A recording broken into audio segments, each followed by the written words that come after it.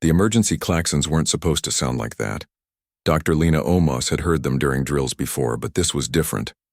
This sound carried weight, carried reality, carried the promise that something terrible had arrived at their peaceful moon. She rushed through the crystalline corridors of Brightwater Colony, her forelegs moving faster than she'd moved in years. Around her, other researchers were emerging from their labs with confused expressions. The Avin people weren't built for panic. Their homeworld was gentle, their evolution had been kind, and their philosophy centered on understanding rather than fighting. But right now, Lena felt something she hadn't experienced since childhood. Raw fear. Security Chief Darrow met her at the command center, his gray face darker than usual. The Quillen was typically calm, but even he looked shaken. Through the observation windows, Lena could see them. 7 ships, blocky, scarred vessels that had clearly seen violence. They hung in orbit around Talus 7 like predators circling prey. Harrow Clan, Darrow said simply. Those 2 words made Lena's blood run cold. Everyone in this sector knew about the Harrow Clan. Pirates who didn't just rob colonies. They took people, sold them, erased entire settlements from existence. Young Pym appeared beside them, his thin frame trembling. The Threen botanist had only joined the colony 6 months ago, fresh from his homeworld. What do they want? He asked. Everything, Darrow replied. And everyone. The communication channel crackled to life. A harsh voice filled the command center. Brightwater Colony, you will open your docking bays and surrender all personnel. Resistance will be met with complete destruction. You have 1 hour. Lena forced herself to think. 847 people lived here. Researchers, families, children. The colony's defensive systems were minimal. They had shields meant for micrometeorites, not weapons. Their security force consisted of 12 guards trained for crowd control, not warfare. The Cooperative Union of Peaceful Species had built Brightwater on the principle that weapons invited conflict. That philosophy seemed foolish now. Send the distress signal, she ordered. All frequencies. Emergency priority. Darrow worked quickly at his console. Signal sent. Nearest Union response fleet is at the Belmont station. 3 days away, minimum. 3 days. They didn't have 3 hours. Pym was checking evacuation routes, but they both knew the truth. The escape pods could hold maybe 200 people, and the pirate ships would just hunt them down anyway. There was no escape. There was no defense. There was only waiting. 30 minutes passed in silence. Lena watched the pirate ships reposition themselves, surrounding the moon completely. Professional. Experienced. They'd done this before. Then something changed. Darrow's console lit up like a festival display. I'm getting a response to the distress call. Already? That's impossible. Even lightspeed communication. It's not from a Union fleet, Darrow interrupted. His voice had gone strange. The signature identifies them as human. The word hung in the air like poison. Humans. The Deathworlders. Lena had read about them, of course. Everyone had. They'd emerged into galactic space only 40 years ago, and their reputation had spread like wildfire. They came from a world that seemed designed to kill its inhabitants. Crushing gravity, violent weather, predators everywhere. They'd evolved to be aggressive, unpredictable, and according to some reports, barely civilized. What does the message say? Lena asked, her voice barely a whisper. Darrow read from his screen. Human expeditionary fleet responding to distress call. 4 ships en route. Estimated arrival, 4 hours. 4 hours. Faster than should be possible. Much faster. Pym looked between them. But that's good, right? Help is coming? Lena couldn't answer. She'd read the reports about human conflicts. They didn't negotiate. They didn't compromise. When humans fought, they fought to win, no matter the cost. What would they demand in exchange for rescue? What price would they extract from a defenseless colony? Should we tell everyone? Darrow asked. Lena made the hardest decision of her life. Yes, they need to know. But prepare them. Tell them help is coming, but... She trailed off. How did you tell people they were being rescued by the galaxy's most feared species? The announcement went out colony-wide. In the aftermath, Lena watched the reactions through security feeds. Some people looked relieved. Others looked more frightened than before. She understood both responses. 3 hours later, the pirates sent another message. Your time is up. Open the docking bays or we will breach your hull. Darrow looked at Lena. She nodded slowly. They had no choice. The docking clamps began to release. Then every sensor in the command center screamed at once.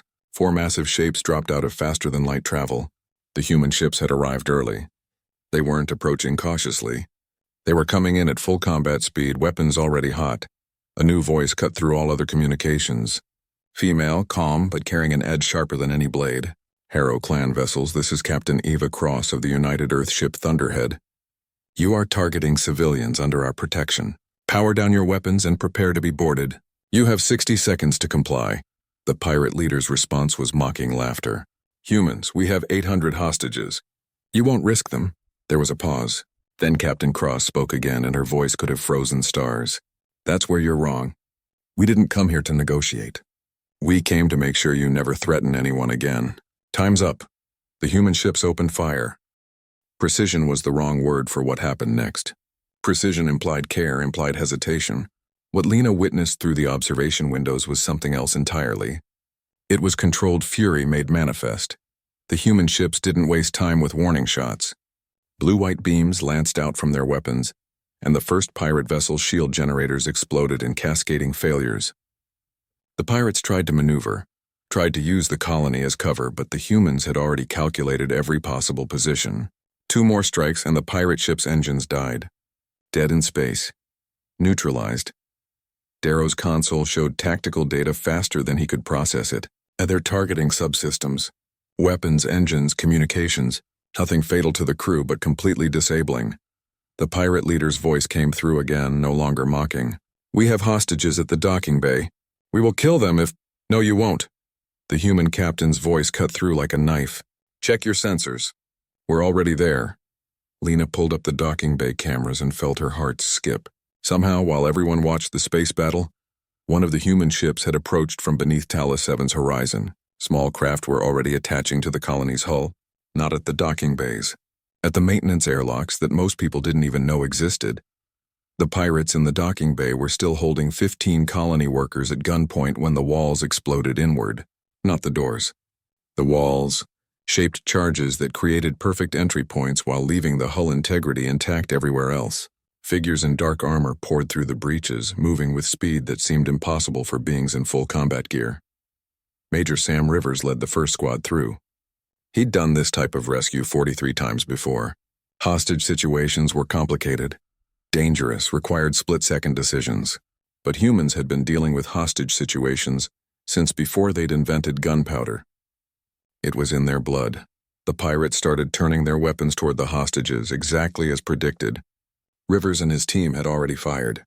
Not bullets. Targeted electromagnetic pulses that fried the pirates' weapons and neural interfaces simultaneously. The attackers dropped unconscious before their fingers could squeeze triggers. Hostages secure, Rivers reported. No casualties. In orbit, the space battle continued. Except it wasn't really a battle. The 3 remaining pirate ships that could still maneuver were trying to flee, but human vessels were faster. Much faster. One pirate captain, more desperate than smart, tried ramming one of the human ships. The human ship, designated Wolf Runner, simply rolled on its axis and fired thrusters at exactly the right moment. The pirate vessel missed by meters, and the Wolf Runner's weapons carved its engines into scrap metal before it could correct course. The pirate ship tumbled helplessly, its crew probably screaming inside. Lena realized she was shaking, not from fear anymore. From something else. From witnessing efficiency so complete it bordered on artistic. The humans weren't just winning. They were making it look effortless. This is Captain Cross to all Harrow clan vessels. You now have a choice. Surrender immediately and face trial, or continue resisting and find out exactly how patient we're not feeling today. The pirates chose surrender. Smart pirates, Lena thought distantly. Within 20 minutes of the first shot, it was over. 7 pirate ships disabled and boarded, 143 pirates in custody. 0 colonist casualties, 0 human casualties. Lena checked those numbers 3 times because they seemed impossible. The human soldiers began sweeping through the colony, and this was where Lena's fear returned. Armed warriors in powered armor, each one moving like they owned every space they entered. Their weapons were still ready, still hot.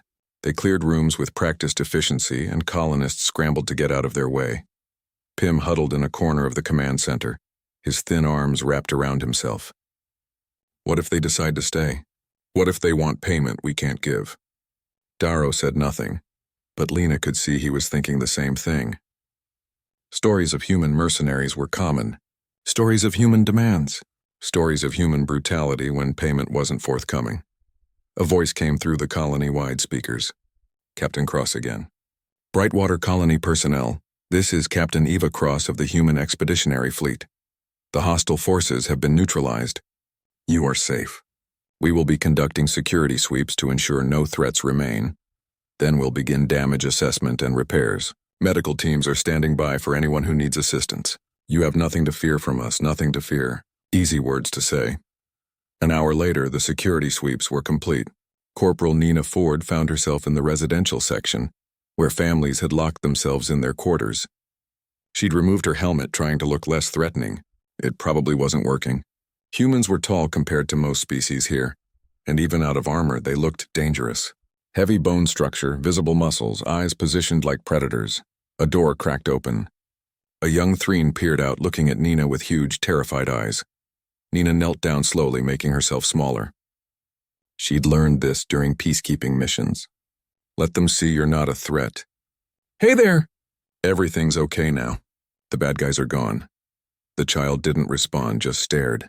Nina pulled a ration bar from her belt. Chocolate. Real Earth chocolate, which cost a fortune off-world. You hungry? It's good, I promise, sweet. Slowly, tiny hands reached out and took the bar. The child sniffed it cautiously, then took a small bite. Eyes widened in surprise. It's good, came a small voice. Told you. Nina smiled. What's your name? Pym. But I'm not the botanist Pym, I'm the other Pym. Well, other Pym, I'm Nina. Nice to meet you. More doors were opening now.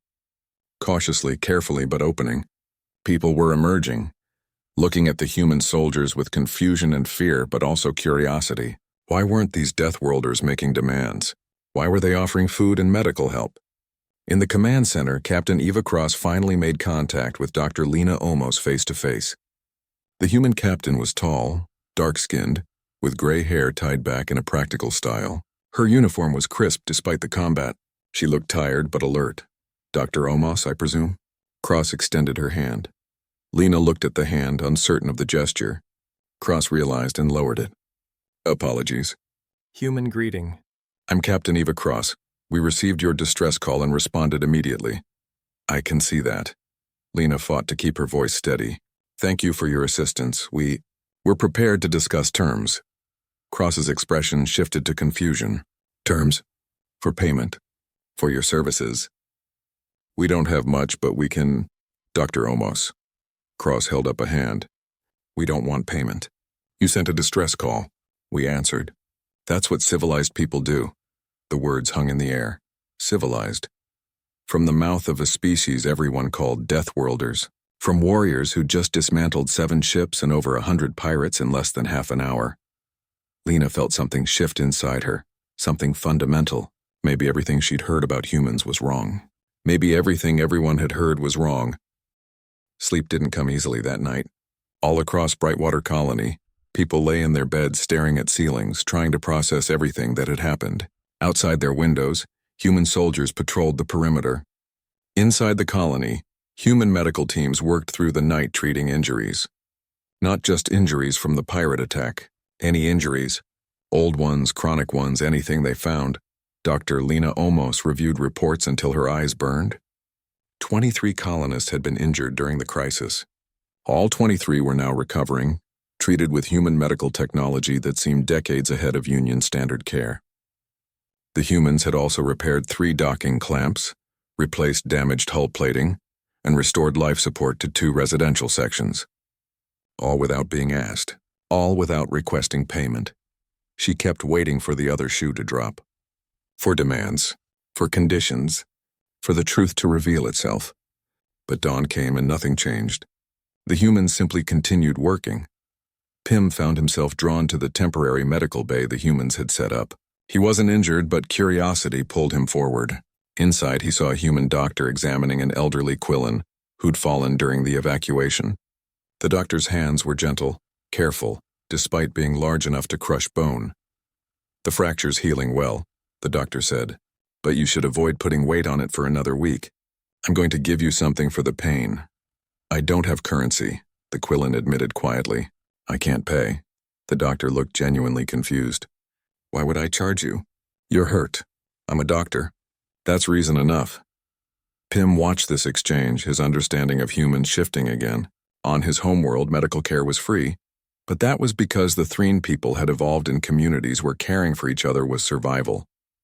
He'd assumed humans coming from their violent world would be more transactional, more cruel. He was wrong. That afternoon, Captain Cross invited Dr. Omos and several senior staff aboard the Thunderhead. Lena accepted, though Darrow insisted on coming as security. Security against what, Lena wasn't sure, but old habits died hard. The shuttle ride to the human ship was brief. When the airlock opened, Lena experienced the gravity shift immediately. Human standard gravity was significantly higher than the colony's. Her legs strained against the weight. Sorry about that, said their guide, a young human named Gary. We can adjust sections of the ship to lower gravity if you'd like. No, we'll manage, Lena replied, though she wasn't sure that was true. The interior of the Thunderhead was nothing like Union vessels. Everything was built heavy, built tough. Redundant systems everywhere. Blast doors every 50 meters. Emergency supply stations at every junction. The ship wasn't just designed to function. It was designed to keep functioning after taking massive damage. Gary noticed them examining the architecture. Probably seems like overkill, right? But when you're from Earth, you learn that systems fail. Weather changes. Disasters happen. You build for the worst day, not the average day. They passed the ship's gym and Lena stopped dead. Inside, humans were exercising. Nothing unusual about that, except they were lifting weights that would crush most species. Running on treadmills at speeds that seemed impossible. One human woman was climbing a wall with her bare hands, pulling her entire body weight upward using just her fingers. That's in 2.3 standard gravity, Darrow whispered. How? Earth gravity is 1.08 standard, Gary explained. We train higher so standard feels easy. Makes sense when you think about it.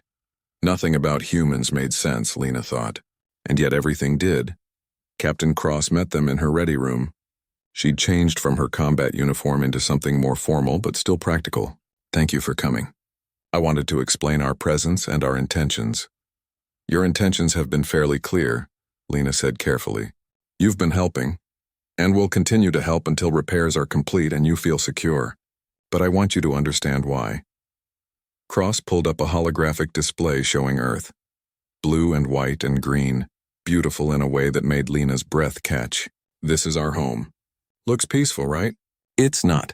Earth is classified as a Class 9 death world. Extreme weather, aggressive wildlife, diseases that evolve faster than we can treat them, gravity that would crush most species, an atmosphere that's technically mildly toxic to half the Union races. Pym leaned forward. Why do you stay there? Because it's home.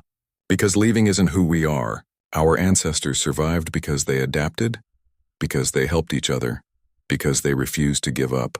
Those traits are in our genetics now, in our culture. Cross changed the display to show human history, cities rising and falling, wars and peace, disasters and recoveries. We've faced extinction events dozens of times.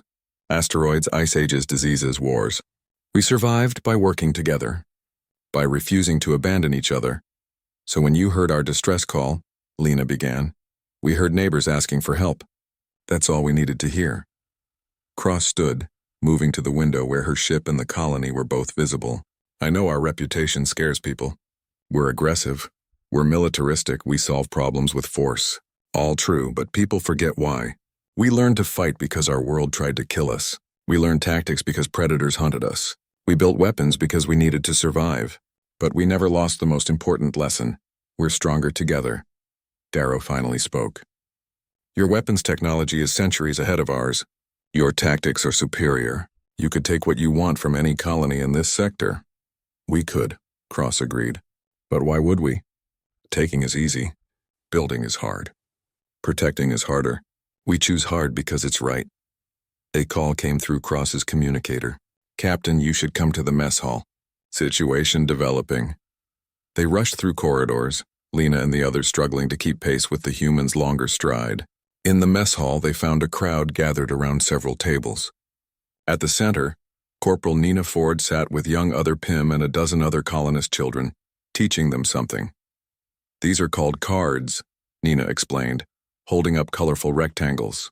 This is a game humans play called Go Fish. It's fun, it's simple, and it teaches strategy. Want to learn? The children were entranced. So were several adult colonists who'd gathered to watch. Nina dealt cards with practiced ease, explaining rules, encouraging questions. She was patient, kind, nothing like the armored warrior who'd breached walls hours earlier. An older Aveen woman approached Captain Cross. Is she safe with our children? Cross smiled. Nina has 3 younger siblings back on Earth. She's probably safer with children than with adults. Kids don't judge her, don't fear her. They just see a person willing to play games. Lena watched the scene unfold. Nina won the first game, but clearly let one of the children win the second. The joy on that child's face was genuine, pure. Around the mess hall, barriers were breaking down. Humans and colonists were talking, sharing food, exchanging stories. Chief Engineer Luis Ortega appeared beside them, covered in grease and looking exhausted, but satisfied. Dr. Omos, I've assessed your colony's main power grid. You've got 3 generators running at 87% efficiency. I can get you to 96% by tomorrow if you'll let my team work through the night. Why? The question escaped Lena before she could stop it. Ortega looked surprised by the question. Because inefficient systems waste energy. Because you deserve better. Because I can, so I should. Take your pick. Later, as they prepared to return to the colony, Lena paused at the airlock. Captain Cross, I need to ask. Why haven't other species seen this side of humanity? Cross considered the question carefully. Because we're new to galactic space. Because first impressions matter and we made ours during territorial disputes. Because it's easier to see our weapons than our hearts, and because fear spreads faster than understanding. She extended her hand again, and this time Lena took it, feeling the strength there but also the careful control. Give us time, Doctor. Let people see what you're seeing. That's all we ask. As their shuttle departed, Pym looked back at the Thunderhead. They're not what I expected. No, Lena agreed. They're not. There's something better. 3 days became a week. The human fleet remained at Brightwater, and what started as repairs evolved into something else. Exchange, learning, understanding. Security Chief Darrow found himself in the Thunderhead's training room every morning. Major Rivers had offered to teach him practical combat techniques, and Darrow's pride had initially resisted. The Quillen people had military traditions, and Darrow had served with distinction. But watching the humans operate had shown him how much he didn't know. Rivers moved through combat forms with fluid grace. The key isn't strength. It's leverage, timing, reading your opponent. He demonstrated a throw that used an attacker's momentum against them. On Earth, we have dozens of martial arts traditions, some thousands of years old. They all teach the same basic truth. Size matters less than skill. Darrow tried the technique and failed, ending up on his back. Rivers helped him up patiently. Again, you're thinking too much. Let your body learn. By the end of the session, Darrow had managed the throw twice. His body ached from the higher gravity, but he felt different, more capable, more alive. Pym spent his days studying human biology with Dr. Sarah Lynn, a xenobiologist who found the colony's research fascinating. They stood in the crystal caves where Pym had been cataloging unique formations for months.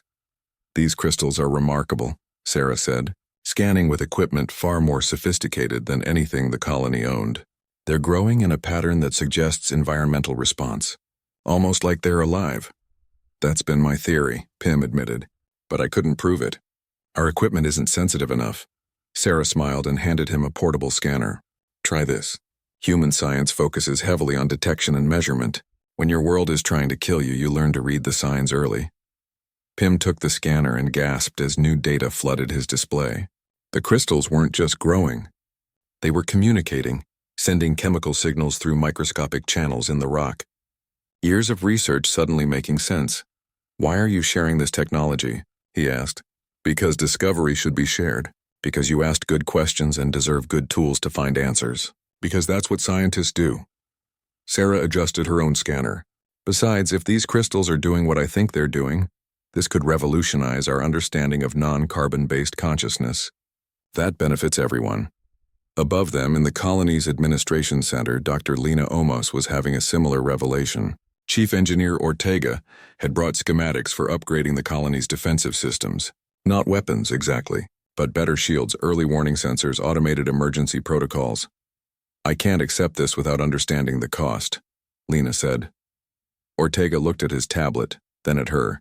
The cost is about 4 hours of my team's time installing everything. Maybe 6 if we run into compatibility issues.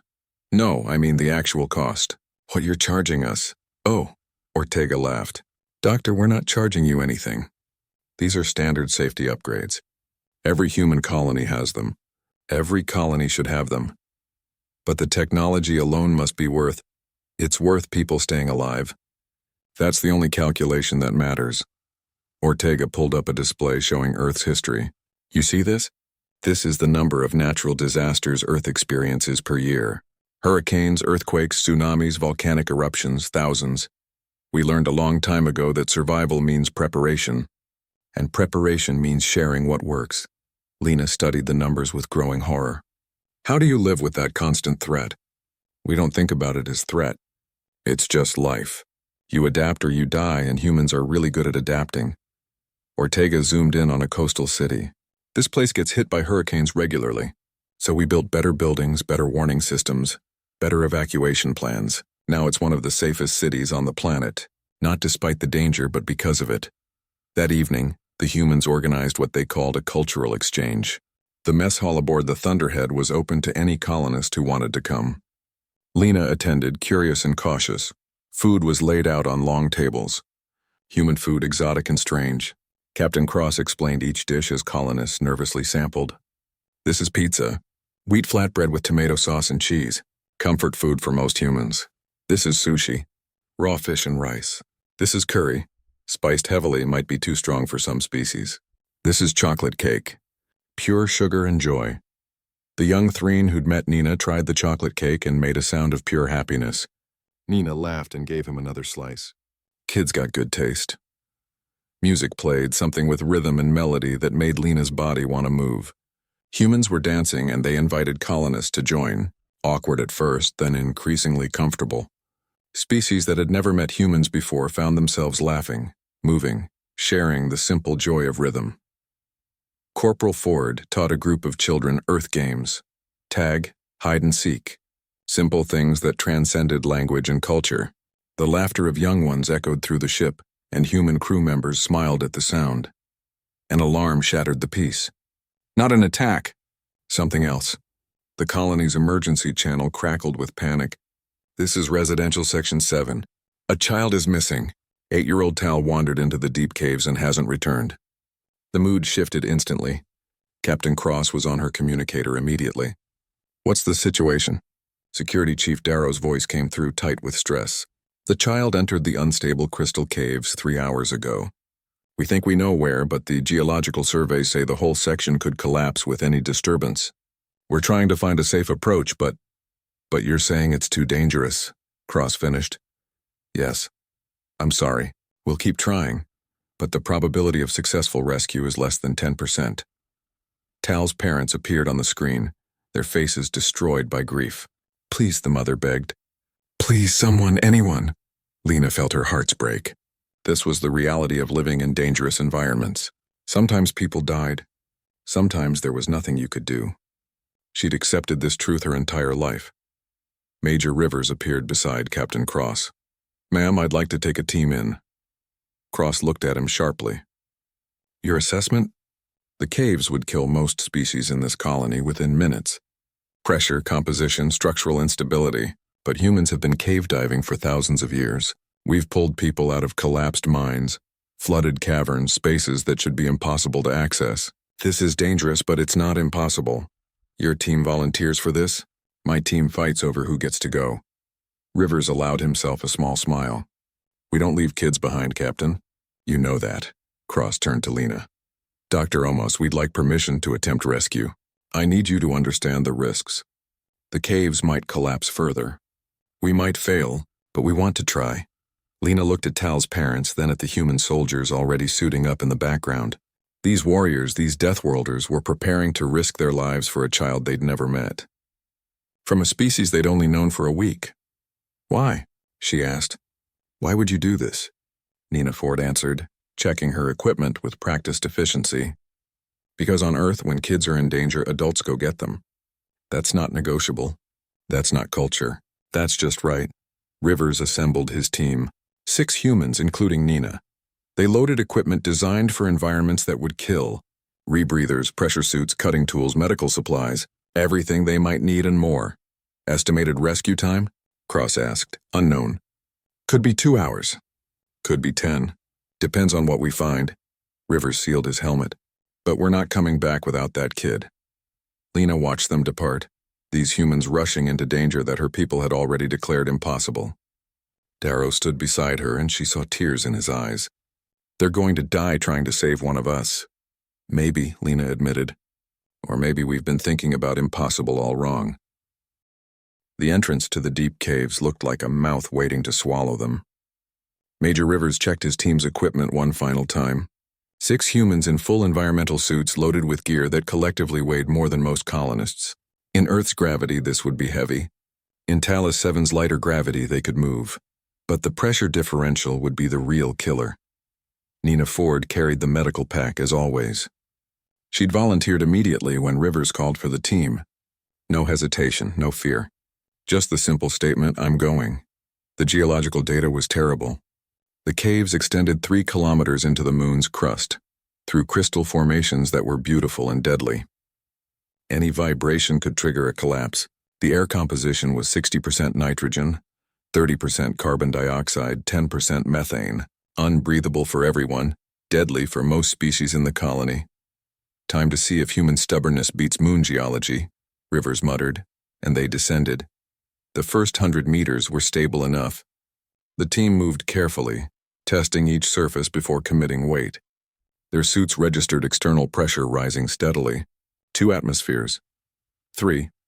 4. The pressure alone would crush an unprotected Avene or Threne in seconds. This is insane, Darrow said, watching their progress on monitors back in the command center. The pressure is climbing to levels our species can't even survive. Dr. Lin, the human xenobiologist, stood beside him. Human divers on Earth regularly work at depths with pressure exceeding 10 atmospheres. Our bodies adapt. Our bones are denser, our organs more resilient. Evolution on a death world has advantages. Inside the caves, Nina's suit alarms were screaming warnings. She ignored them. The readouts showed the truth. This environment could kill her if anything went wrong with her equipment. But fear was a luxury. Tal needed them. They found the first sign at the 2-kilometer mark. A piece of fabric caught on a crystal outcropping. Small, child-sized. Rivers examined it carefully. Fresh within the last few hours. We're on the right track. But the path ahead narrowed. The crystal formations pressed in from all sides, creating passages barely wide enough for a suited human to squeeze through. This was where smaller species had an advantage. Tal could have passed through easily. The rescue team had to cut their way forward. Careful with the tools, Rivers warned. Any excessive vibration could bring the whole thing down. They used precision lasers, set to the lowest power that would still cut crystal. Slow work, patient work. Every minute counted, but rushing would kill them all. It was the eternal human paradox. Urgency tempered by patience, aggression controlled by discipline. After 3 hours, they found the child. Tal was wedged in a small pocket where several crystal formations met, creating a natural shelter. The young Threne was conscious but terrified, crying softly in the dark. When the human lights found them, those huge eyes went wide with fear. Nina removed her helmet slowly, deliberately, despite the poisonous air. Her suit's internal reserves would keep her alive for a few minutes. She needed Tal to see her face, to see she was trying to help. "Hey there," Nina said, her voice soft despite the harsh environment. "My name's Nina. I'm here to take you home." "I'm scared," Tal whispered. The adults said it was too dangerous, that no one could come. Well, good thing we're not smart enough to listen. Nina smiled and reached out carefully. "I need you to trust me, okay? This is going to be scary, but I promise I won't let anything happen to you." Nina wrapped Tal in a protective emergency pod, basically a small bubble with its own air supply and pressure regulation. It would keep the child safe even if everything else failed. Rivers approved the setup and they began the journey back. That's when the caves decided to object. A deep rumble vibrated through the crystal. the sound of geological structures under stress. Rivers checked his instruments and cursed. We triggered a cascade failure. The whole section is going to collapse. How long? Nina asked, already moving. 3 minutes. Maybe 4. They ran. Not the careful, measured advance of the descent. This was full-speed evacuation, humans pushing their bodies to limits that would destroy most species. The external pressure was enormous, the terrain was deadly, and the ceiling was literally falling around them. None of that mattered. Corporal Hayes, the largest member of the team, positioned himself at the rear. When a crystal formation broke free above them, he didn't dodge. He caught it. 3 tons of crystal met human bone and powered armor. The armor cracked. Hayes grunted in pain but held firm, giving the others time to pass. "Leave me," he said. "Get the kid out." Negative. Rivers doubled back, grabbed Hayes, and threw him forward with strength born of desperation and Earth's gravity training. We all go home. The tunnels collapsed behind them like dominoes. Nina held Tal's pod close, protecting it with her body as the world tried to kill them all. Rocks fell. Crystal shattered. The air itself seemed to scream. The team used their last explosive charges to blast through blockages, trading stealth for speed. They emerged from the caves with 11 seconds to spare. The entrance collapsed behind them in a cloud of dust and broken crystal. For a moment, nobody moved.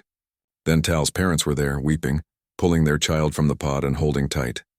Nina sat on the ground, her suit cracked in 4 places, her face cut from flying crystal fragments, and smiled. "Job done." Dr. Lena Omos approached slowly, looking at the 6 humans who'd just done the impossible. Hayes had a broken arm. 2 others had suit breaches that had exposed them to the poisonous atmosphere for seconds before auto repair kicked in. Nina had lost her helmet entirely in the final collapse. All of them were battered, exhausted, and absolutely triumphant. "You could have died," Lena said, and it wasn't an accusation. It was awe. Rivers stood up, wincing from injuries he hadn't admitted yet. "Could have. Didn't, that's what matters. Why? Why risk everything for one child? You didn't know, Tal. You have no obligation to us," Nina answered, still catching her breath.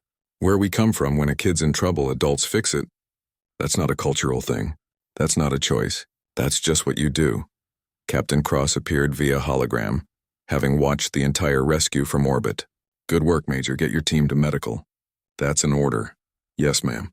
Right after... Now, Major. That night, Brightwater Colony held an impromptu celebration. Not planned, not formal. It just happened. People emerged from their homes carrying food, music, whatever they had. The plaza filled with colonists and human crew members, all mixed together, barriers forgotten. Tal stayed close to Nina, who'd become an instant hero to every child in the colony. The young ones wanted to hear the story again and again. Nina obliged, though she downplayed the danger. It was just a cave. We've dealt with worse on Earth. An older Aveen teacher approached Nina. "You said you've dealt with worse. What could be worse than collapsing caves filled with poison air?" Nina thought about it. "Well, there was this time during training when we had to rescue people from a flooding underground facility during an earthquake. That was exciting. How did you survive?" "Same way we always do. We refused to quit and we worked together." Dr. Lin found Lena watching the celebration from a balcony.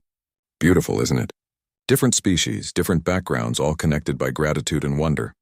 "I'm writing a report," Lena said, "for the Cooperative Union, about what happened here. About humans. What will you say?" Lena looked at the crowd below. At Nina teaching children. At Rivers comparing combat techniques with Darrow. At Ortega showing young engineers human technology. At Captain Cross sharing a meal with colonist families. "I'll say we were wrong. All of us. We saw Deathworlders and assumed violence. We saw warriors and assumed cruelty. We saw strength and assumed oppression. And now I see people. Complicated, remarkable, incredible people who choose to use their strength to protect rather than dominate, who risk everything to save one child, who share their knowledge freely, who ask nothing in return for help." Lena turned to Dr. Lin. "Your people evolved in hell, and somehow came out of it kind." Dr. Lin smiled. "Earth isn't hell. It's home. It's hard, yes. Dangerous, yes. But it taught us what matters.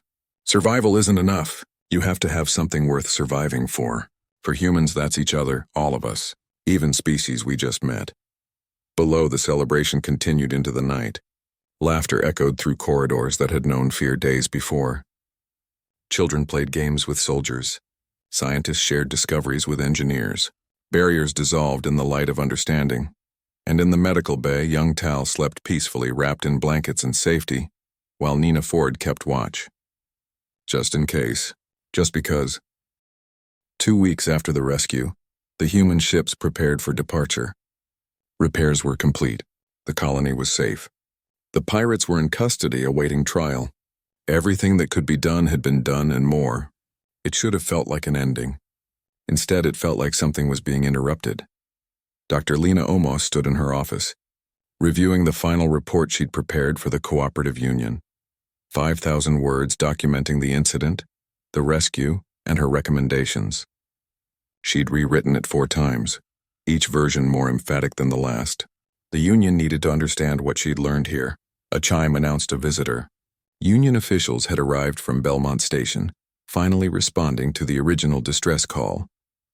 Better late than never, though in this case their tardiness had proven fortunate. If Union forces had arrived first, the pirates might have escaped, might have taken hostages. The humans had prevented all of that.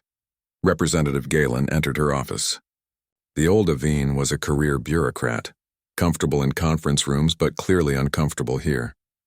He looked around the colony with visible unease. Dr. Omos, I'm glad to find you well. We received your preliminary reports. The Union Council has some concerns. Concerns about what? The humans saved us. Concerns about the methods employed. Military force, aggressive tactics, willingness to risk civilian lives. Galen pulled up a holographic display showing the space battle. This level of violence, even against pirates, sets a troubling precedent. The Union was founded on principles of peaceful conflict resolution.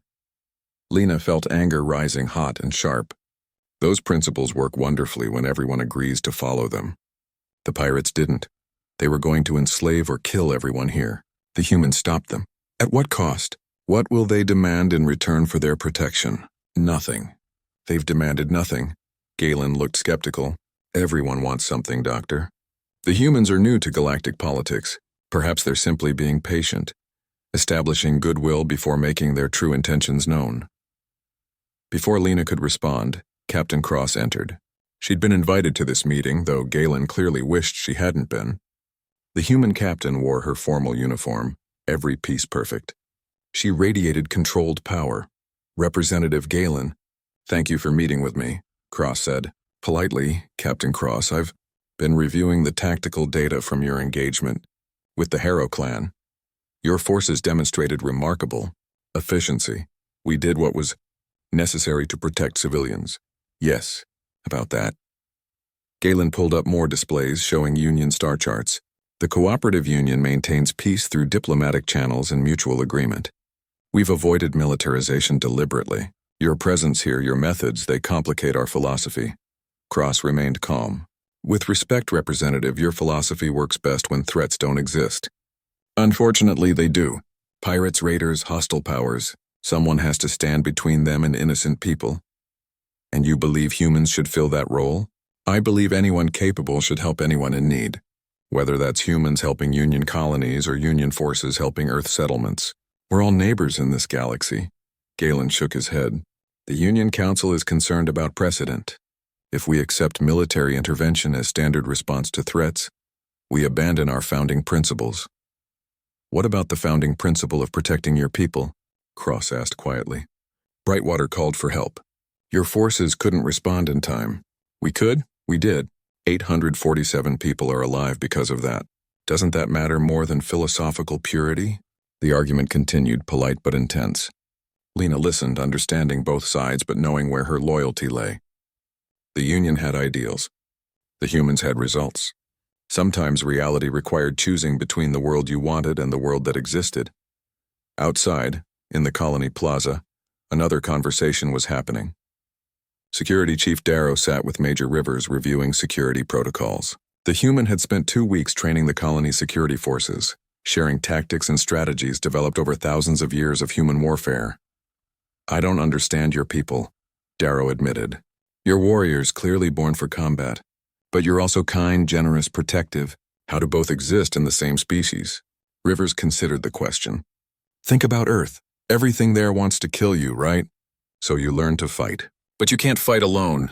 No human survives solo on Earth. We're pack animals. We succeed together or we die separately. So we evolved to be fierce to threats but loyal to our group. The trick is making sure your group includes everyone worth protecting. And who decides who's worth protecting? Anyone who isn't trying to hurt innocent people? Pretty simple standard. Rivers stood and extended his hand. You're a good leader, Darrow. Your people are lucky to have you.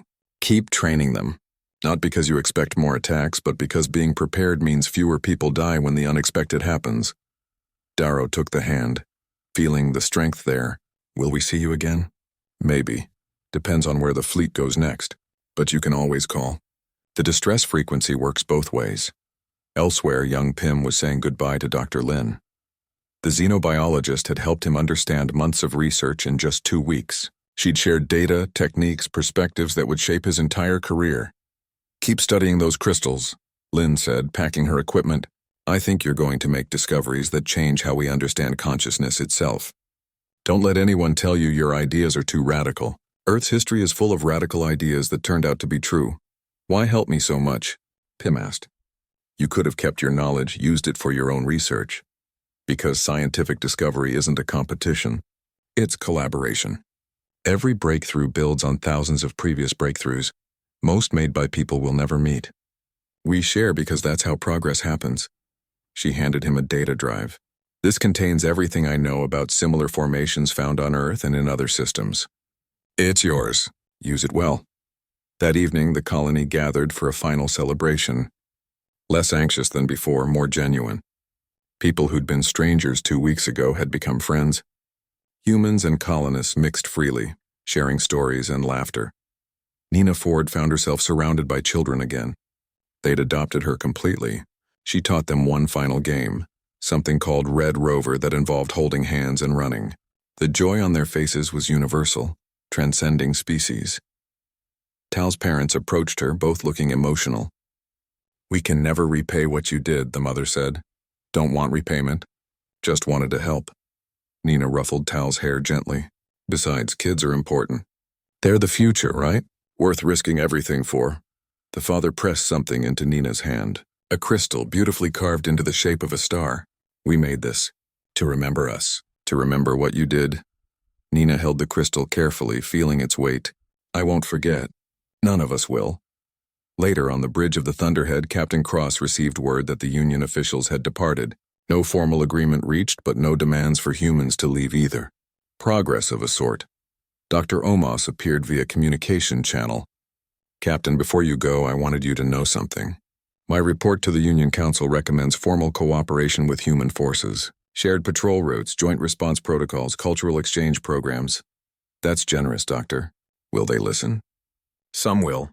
Others won't. But the truth has a way of spreading. Other colonies will hear what happened here. They'll see that humans can be trusted, can be friends. Change takes time, but it starts somewhere. Lena paused. It started here. Thank you for giving us a chance. Thank you for proving we were wrong to fear you.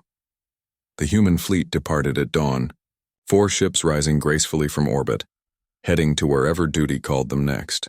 Most colonists watched them go, waving at ships that couldn't see them but might somehow feel the gratitude. Pym stood beside Dr. Omos on the observation deck. Will they come back if we need them? I think so. I think if anyone in this sector calls for help, the humans will answer. That's who they are. Darrow joined them, his posture different than before. More confident, more capable. The Union will eventually understand. They'll see what we saw. That strength and kindness aren't opposites. That protection and peace can coexist. 3 months later, reports began circulating through Union space. Stories from Brightwater Colony. Stories of humans who rushed into danger to save strangers. Who shared technology freely. Who risked everything for one child. The stories spread and perspectives shifted. 6 months later, no pirate attacks had occurred in the sector. Word had spread among the criminal elements too. Humans patrolled these spaces. Attacking colonies here meant facing Deathworlders who didn't negotiate, didn't compromise, didn't stop until civilians were safe. A year later, the first Human Union Joint Facility opened. A training center where human tactics met Union diplomacy, where different philosophies learned from each other. Dr. Omos directed the cultural exchange program. Security Chief Darrow taught combined security protocols. Pym published groundbreaking research on crystal consciousness, co-authored with Dr. Lin. And when emergencies happened anywhere in that sector, two forces responded. Union diplomatic vessels offering negotiation and aid.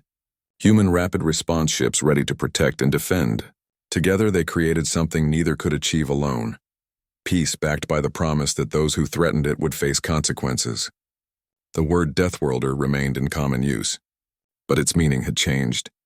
No longer a term of fear, now it described beings from impossible worlds who learned impossible lessons, who faced death daily and chose life, who could fight with terrifying efficiency, but preferred to build with generous hands, who would rush into collapsing caves to save a single child, not because they expected reward, but because saving children was simply what good people did. In the Colony Plaza on Talus 7, a monument stood, crystal carved with incredible skill, showing 6 human figures emerging from caves, one carrying a small form. At its base, words in multiple languages. They called for rescue. The humans answered. We called them Deathworlders and feared their coming. We were wrong. They came not as conquerors but as saviors, not as tyrants but as friends. They taught us that strength without compassion is cruelty, but compassion without strength cannot protect what matters. They are Deathworlders. They are heroes. They are welcome here always. And somewhere in deep space, the Thunderhead received another distress call. Captain Cross read the message, checked their position, and smiled. Set course. Maximum speed. Someone needs help. Her crew responded without hesitation, already preparing for whatever came next. Because that's what humans did. That's what neighbors did. That's what good people did. They answered the call.